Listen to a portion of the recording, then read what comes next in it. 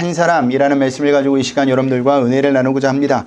자, 지난 시간 우리는요, 구원하시고 의롭다 하신 하나님이 우리에게 바라시는 것 네 가지를 살펴보았죠. 자, 그 네 가지는 첫 번째, 하나님과 화평을 누리는 것, 즉 하나님과 동행하는 삶이었습니다. 두 번째는 하나님의 영광을 바라고 즐거워하는 삶이었죠.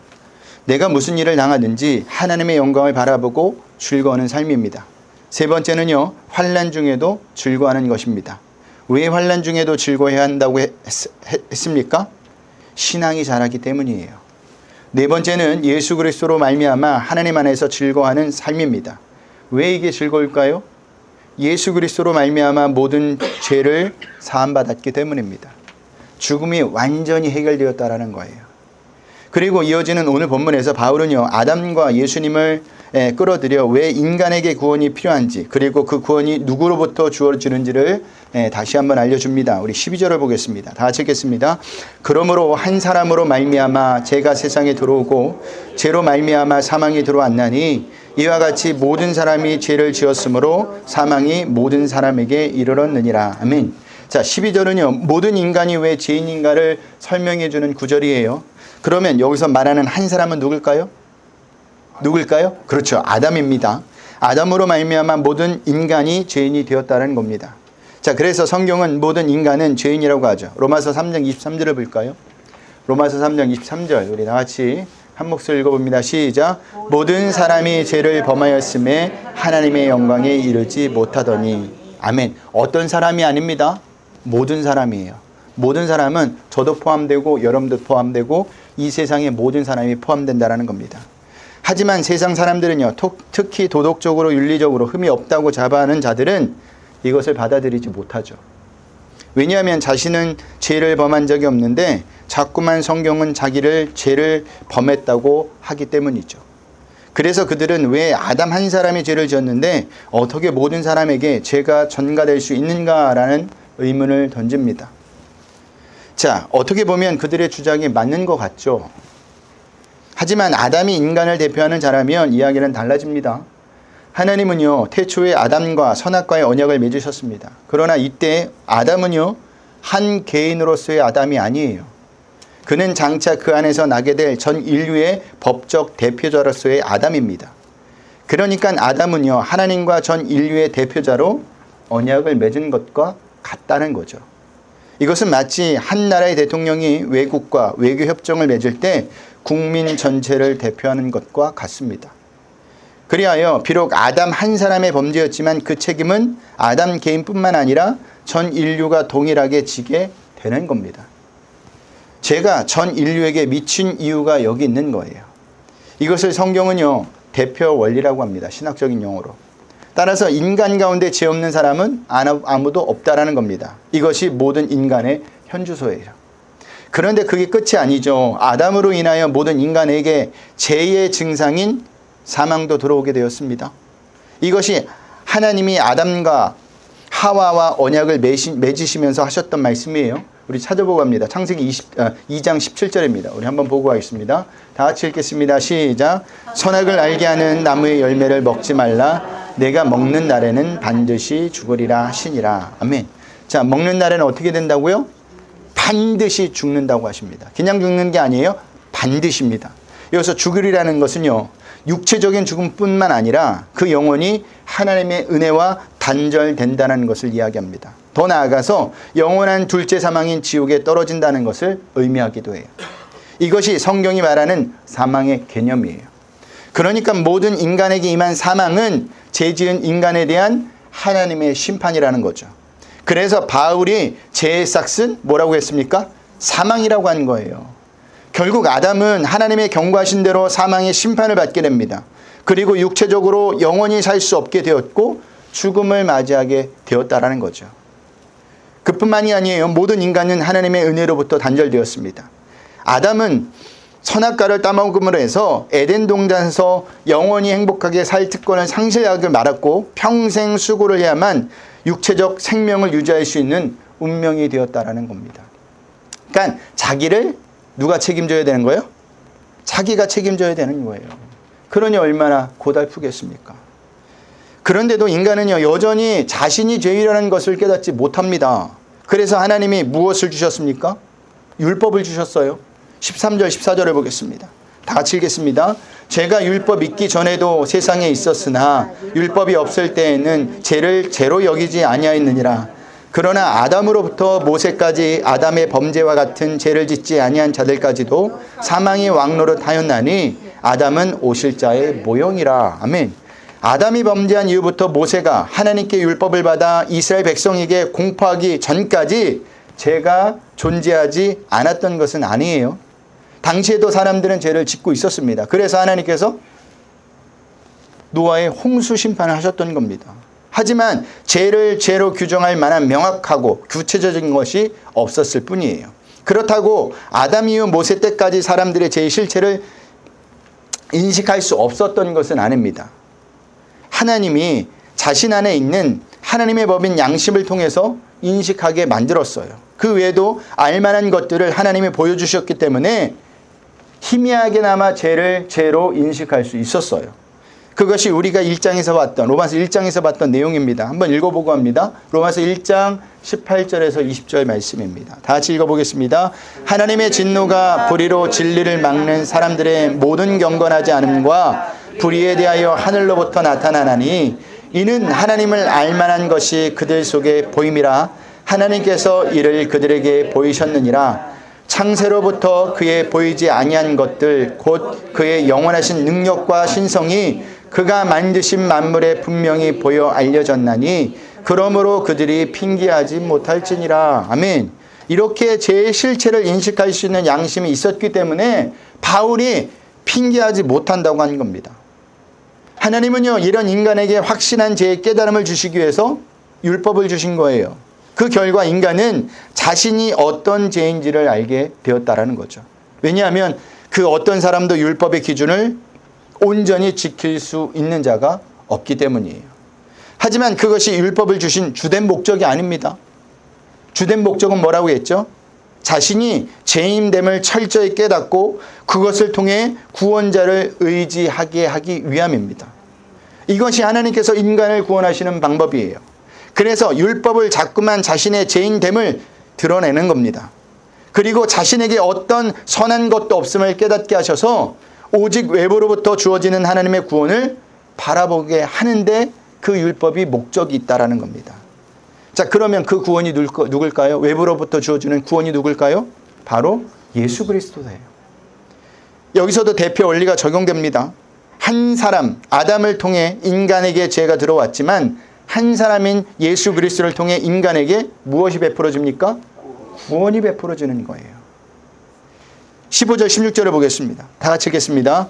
그러나 이 은사는 그 범죄와 같지 아니하니 곧 한 사람의 범죄를 인하여 많은 사람이 죽었은즉 더욱 하나님의 은혜와 또한 한 사람 예수 그리스도의 은혜로 말미암아 선물은 많은 사람에게 넘쳤느니라.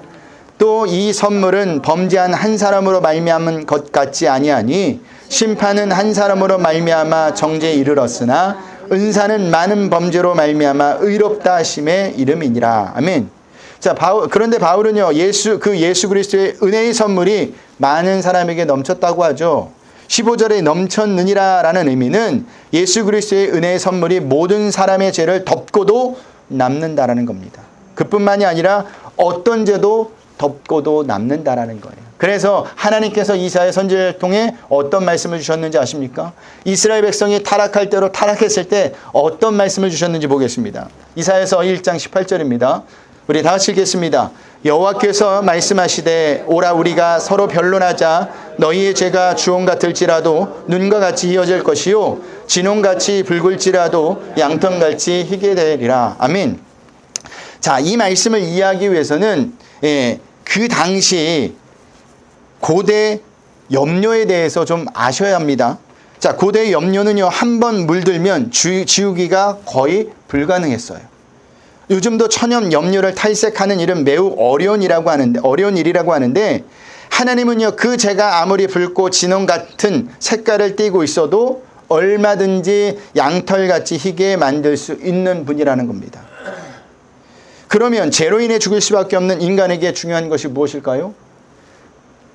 주님 앞에 나오는 것이 중요해요. 왜요? 주님 앞에 나와요. 주님만이 내 죄를 용서할 수 있기 때문입니다. 더럽고 추악한 죄들을 예수 그리스도의 피로 말미암아 깨끗하게 하실 수 있는 분이 주님밖에 없기 때문이에요. 그래서 주님 앞에 나오는 자만 용서를 받는 겁니다. 그런데도 많은 자들이 주님 앞에 나오지 않죠. 왜 나오지 않을까요? 두 가지입니다. 먼저는 자신이 죄로 인해 죽을 수밖에 없는 죄인이라는 것을 인정하지 않기 때문이에요. 세상 사람들이 그러죠. 두 번째, 그 다음은 자신이 자신의 죄를 해결할 수 있다고 생각하기 때문입니다. 그런데 그것은 교만입니다. 인간은요, 죄인 아닌 자는 하나도 없어요. 그래서 인간은 자신의 죄를 절대 해결할 수 없습니다. 그리고 자신의 문제도 해결할 수 없다는 것을 아셔야 합니다. 우리에겐 그럴 만한 능력이 없어요. 여러분, 자녀들을 키워보셨죠? 자녀들 보면서 어렸을 때 자녀들이 해결할 수 있는 능력들이 있습니다. 경험치가 있고 또한 뭐 그런 수치가 있어요. 근데 그것을 넘어서는 일들은 분명히 하지 못합니다. 근데 그것을 자기 혼자 하겠다라고 하면 부모님 입장에서 어떻게 보이겠습니까? 굉장히 안타깝게 보이겠죠. 그리고 한편으로는 걱정하면서도 한편으로는 어떤 생각을 가져요? 한번 경험해 봐라. 네가 할 수 있는 게 무엇이 있나? 마찬가지예요. 우리가 우리 힘으로 우리의 죄를 사할 수 있다면 굳이 예수님이 이 땅에 오시지 않았습니다. 없기 때문에 예수님이 이 땅에 오신 겁니다. 그렇다면 문제가 있으면서도 주님 앞에 나오지 않는다는 것이 뭘까요? 인간의 교만이라는 거예요. 여러분, 다른 것이 교만이 아닙니다. 하나님을 하나님으로 인정하지 않는 것이 교만이에요. 그것은 하나님을 무시하는 행위라는 거죠. 자, 그러면 이런 대표 원리는 아담과 예수 그리스도에게만 해당되는 것이 아니라 우리 모두에게도 해당된다는 사실을 아셔야 합니다. 우리 18절 19절을 보겠습니다. 다 같이 읽겠습니다. 그런즉 한 범죄로 많은 사람이 정죄에 이른 것 같이 한 의로운 행위로 말미암아 많은 사람이 의롭다 하심을 받아 생명에 이르렀느니라. 한 사람이 순종하지 아니함으로 많은 사람이 죄인 된 것 같이 한 사람이 순종함으로써 많은 사람이 의인이 되리라. 아멘. 자, 바울은 한 사람의 범죄로 인해 많은 사람이 정죄에 이르렀다고 하죠. 또 한 사람의 불순종으로 인해 많은 사람이 죄인이 되었다고 합니다. 반면에 한 사람의 순종으로 많은 사람이 의롭다 하심을 받아 생명에 이르렀고 한 사람의 순종으로 말미암아 많은 사람이 뭐가 되었다고 합니까? 의인이 되었다고 합니다. 자, 먼저 나온 한 사람은 누구죠? 아담이에요. 아담. 그 다음 나온 한 사람은 누굽니까? 예수 그리스도입니다. 자, 그렇다면 아담의 불순종이 무엇이고 예수 그리스도의 순종이 무엇입니까? 여러분, 아담의 불순종이 뭐죠? 그렇죠. 따먹지 말라는 선악과를 따먹은 것이 불순종입니다. 그렇다면 예수 그리스도의 순종은 무엇입니까? 그렇죠. 이 땅에 오셔서 하나님의 뜻대로 산 삶을 의미합니다. 거기에는 여러분들이 방금 이야기한 십자가에서 죽는 것까지 포함한 겁니다. 그런 의미에서 성도인 우리가 이 땅에서 어떤 삶을 살아야 할까요? 순종하는 삶을 사셔야 합니다. 어떤 거예요? 하나님의 말씀에. 오늘날 기독교가 세상으로부터 욕을 먹고 손가락질 당하는 이유가 뭐예요? 사건 사고에 기독교인이 꼭 끼어 있는 이유가 뭡니까? 성도다운 삶을 살지 않기 때문입니다. 한마디로 말씀대로 살지 않기 때문이에요. 하지만 그들은 소수에 불과해요. 정말로 신실하게 서는 성도가 더 많아요. 여기 계신 분들이 다 그렇잖아요. 목회자도 그렇습니다. 그런데도 세상으로부터 욕을 먹고 손가락질 당하는 이유가 뭘까요? 무슨 원리 때문에 그래요? 대표 원리 때문에 그래요. 그러므로 신앙생활하면서 나 한 사람이면 괜찮겠지라는 생각을 버리시고 신앙생활 하셔야 합니다. 여러분은 기독교를 대표하는 사람이에요. 여러분의 행동이, 여러분의 말투가 믿지 않은 사람에게 어떤 영향을 미치게 될지를 생각하고 행동하셔야 한다는 겁니다. 예전 교회에서 한 분의 권사님과 이런저런 이야기를 하다가 교회에 어떻게 나오게 되었느냐고 여쭤본 적이 있었습니다. 자, 그런데 놀랍게도 그 권사님은요, 누구에게 복음을 전해 듣거나 아니면 큰 어려움이 있어서 교회에 나온 것이 아니라고 말씀하더라고요. 대부분이 이 두 가지에 해당이 되거든요. 근데 이 범주에 벗어나서 이야기하는 거예요. 이 이야기를 들어보니까 이 권사님이 이렇게 이야기하는 겁니다. 옆집에 사는 부부가 주일만 되면 팔짱을 끼고 다정하게 교회 가는 모습이 너무 보기 좋아서 교회에 나오셨다라는 거예요. 교회 다니면 부부가 다 저렇게 된다는 생각을 가지고 나왔다라는 겁니다. 실제로 그러나요? 그러지 않죠. 예. 모든 교회에 다니는 부부가 팔짱을 끼고 다정하게 다니지 않아요. 우리 교회도 부부로 다니시는 분이 있는데 팔짱 끼고 다니시는 분을 본 적이 없어요. 손도 안 잡아. 그리고 따로따로 들어와. 예. 이런 분들은 극소수에 불과합니다. 그런데 그 권사님은요, 교회 다니는 모든 부부가 그렇게 될 것이라는 생각을 갖고 교회에 나오기 시작했다라는 겁니다. 그러니까 옆집 믿는 부부 행동을 보고 교회에 나오게 된 것이고 권사님까지 된 거예요. 그런데 안타깝게도 남편은 교회를 여전히 안 나오려고 합니다. 이게 대표 원리예요. 그러니 우리가 어떻게 신앙생활 해야겠습니까? 모든 성도의 대표자로서 하나님의 말씀에 순종하는 삶을 사셔야 합니다. 장사를 해도 마찬가지예요. 사업을 해도 마찬가지예요. 자녀를 가르치는 것도 마찬가지입니다. 사람을 대하는 것도 마찬가지예요. 그런데 우리가 이것을 잃어버리기 때문에 세상 사람들로부터 욕을 먹는 겁니다. 교회 다니는 사람, 세상 사람들은 뭐라고 이야기하죠? 말만 잘하는 사람이라고 이야기해요. 말만 번지르한 사람이라고 이야기합니다. 왜 이렇게 되었을까요? 하나님의 말씀에 순종하는 삶이 없기 때문입니다. 여러분, 하나님 말씀에 순종하는 삶이 그것이 전도예요. 그것이 하나님의 영광을 드러내는 겁니다. 다른 거 없어요. 백날 교회 나오라고 예수를 믿으라고 이야기하고 내가 말씀과 상관없는 삶을 산다면 그들은 도전받지 않아요. 그 말씀에 귀 기울이지 않는다라는 겁니다. 20절에 보겠습니다. 다 같이 읽겠습니다. 율법이 들어온 것은 범죄를 더하게 하려 함이라. 그러나 제가 더한 곳에 은혜가 더욱 넘치나니. 아멘. 이 말씀은 바울이 율법의 궁극적인 기능에 대한 것을 말한 내용입니다. 바울은요, 율법이 들어온 것은 범죄를 더하게 하려 함이라고 말하고 있어요. 이 말은 율법 때문에 사람들이 죄를 더 많이 짓게 되었다는 의미가 아니라 율법으로 인해 인간의 범죄가 범죄로 명확하게 드러나게 되었다는 말을 하고 있는 겁니다. 여러분, 율법이 없을 때는 인간이 죄를 범해도 그것이 죄인지를 깨닫지 못했어요. 그러나 율법이 들어온 이후에는요, 인간의 죄가 죄로 그대로 드러나게 된 겁니다. 그러나 우리가 여기서 반드시 알아야 할 것은요, 앞에서도 말씀드렸듯이 하나님이 율법을 주신 궁극적인 목적이 단지 인간들의 죄를 드러내기 위해, 정죄하기 위해 주신 것이 아니라는 겁니다. 하나님이 율법을 주신 궁극적인 목적이 뭐라고요? 인간으로 하여금 율법을 통해 스스로 하나님 앞에 죄인됨을 깨닫고 자신이 죄인됨을 고백하며 회개하도록 하기 위함입니다. 결국은 외부로부터 주어지는 예수 그리스도의 은혜를 붙잡으라고 주신 거예요. 더 나아가 구원에 이룰 수 없음을 깨닫고 하나님이 제시하는 구원의 방법을 따르도록 하기 위해서 주신 겁니다. 여기서 말하는 하나님의 제시하는 구원의 방법이란 죄로 인해 죽을 수밖에 없는 인간을 대신하여 십자가에 못 박혀 죽으심으로 구원을 성취하신 누구를 말할까요? 예수 그리스도를 말하는 겁니다. 그분을 믿는 거예요. 그러므로 율법의 궁극적인 목적은 죄로 인해 죄인으로 예수 그리스도를 은혜를 알게 하는 겁니다. 그래서 바울이 죄가 더한 곳에 은혜가 더욱 넘친다라는 겁니다. 죄를 깨달으면 깨달을수록 나에겐 예수님의 은혜가 필요하다는 것을 아는 겁니다. 그래서 바울이 서신서를 통해서 계속 보면 우리는 바울 생각하면 범접할 수 없는 존재라고 생각하잖아요. 근데 바울은 자기 스스로 그렇게 생각한 적이 없어요. 항상 자신을 낮게 보았습니다. 하나님의 은혜가 필요하다고 생각했어요. 그래서 어떤 고백을 합니까? 괴수 중에 괴수라고 합니다. 죄인 중에 죄인이라고 해요. 그래서 바울이 20절에서 죄가 더한 곳에 은혜가 더욱 넘친다고 말하고 있는 겁니다. 그리고 바울은요, 갈라디아서 3장에서도 이렇게도 말합니다. 갈라디아서 3장 24절 말씀입니다. 다 같이 읽겠습니다. 이같이 율법이 우리를 그리스도께로 인도하는 초등교사가 되어 우리로 하여금 믿음으로 말미암아 의롭다함을 얻게 하려 함이라. 아멘. 바울이 이처럼 율법의 기능에 대해서 자꾸 강조하는 이유는 로마 교회 안에 있는 유대교 출신 성도들의 옛 의식을 바로 잡아주기 위해서입니다.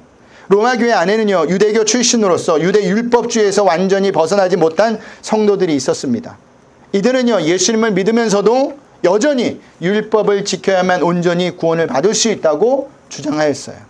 그래서 날을 지켰고 절기를 중요하게 생각했으며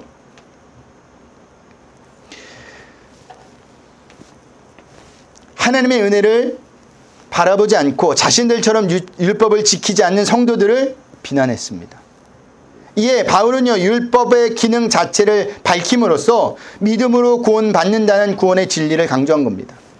혹시 여러분 중에도 율법을 지켜야만 구원을 받을 수 있다고 생각하는 분들이 있습니까? 없으면 감사한 잘 가고 계신 겁니다. 제가 아는 목사님 교회에서 이 문제 때문에 한 교인이 교회를 떠나신 분이 있다고 합니다. 코로나 때문에 한동안 점심을 못 먹었죠. 지금도 많이 안 먹고는 있죠. 지금이야 다시 모여서 점심을 먹고 있는데 그 교회에서 나가서 점심을 사 먹은 적이 있었다고 합니다. 그런데 그것 때문에 한 성도님이 교회를 떠났다고 해요. 왜 떠났을까요? 주일에 돈을 쓰는 것이 성경적이지 않다고 교회를 떠났다고 합니다. 어느 교회에서는요, 어느 목사님은요, 주일날 학생들을 데리고 짜장면을 사 먹으러 갔다고 해서 사역자를 잘라버렸어요. 성경적이지 않다고. 하나님의 율법을 주신 이유를 모르는 겁니다. 그렇게 지키는 사람은요, 나는 그렇게 지켰으니까 구원받는다는 생각을 갖는 거예요. 그건 절대적인 교만이에요. 누가 이렇게 살았어요? 바리새인들이 이렇게 살았어요. 하나님이 주신 율법을 가지고 무엇을 했습니까? 자신을 치장하는 데 썼습니다. 나는 이렇게 율법을 지켰어. 근데 너희들은 뭐냐? 라고 이야기하는 거죠. 여러분, 율법은요, 인간이 얼마나 타락한 존재인지를 보여주고 그로 인하여 율법을 통해서는 결코 하나님의 영광에 이룰 수 없다는 것을 깨닫게 해주셔서 만든 겁니다. 오직 예수 그리스도만을 믿고 의지하게 만든 것이 율법이 하는 일이라는 거예요. 그러니 내가 무엇을 해야만 구원받을 수 있다는 생각을 버리세요. 우리에게 필요한 거는 오직 예수 그리스도의 구원의 은혜밖에 없다라는 사실을 아셔야 합니다. 그게 은혜의 비밀이에요. 제가 그래서 9월달에서부터 은혜의 비밀이라는 책을 가지고 여러분들과 은혜를 나누고자 한다고 했는데 거기에 강조하는 것은 무엇이냐? 행위가 아닌 하나님의 은혜만을 강조한다라는 겁니다. 우리는 이 은혜를 자꾸만 놓치고 살아요. 그래서 하나님이 원하신 방향이 아닌 다른 길로 간다니까요. 말씀을 마치겠습니다. 오늘 본문이 강조하는 것이 뭐죠? 오늘 설교 제목이 뭐죠? 한 사람이에요. 한 사람으로 말미암아 모든 사람이 살고 한 사람으로 말미암아 모든 사람이 죽는다는 겁니다. 신학용어로 뭐라고 했죠? 대표 원리입니다. 그런데 이 한 사람의 논리는요, 성도인 우리의 삶에도 그대로 적용된다고 했습니다. 한 사람 때문에 가정이 살아요. 한 사람 때문에 가정이 죽습니다. 한 사람 때문에 공동체가 살고 한 사람 때문에 공동체가 삽니다. 죽습니다. 그런 의미에서 성도인 우리가 그동안 사람을 살리는 한 사람으로 살았는지 죽이는 사람으로 살았는지 생각해 보셔야 돼요.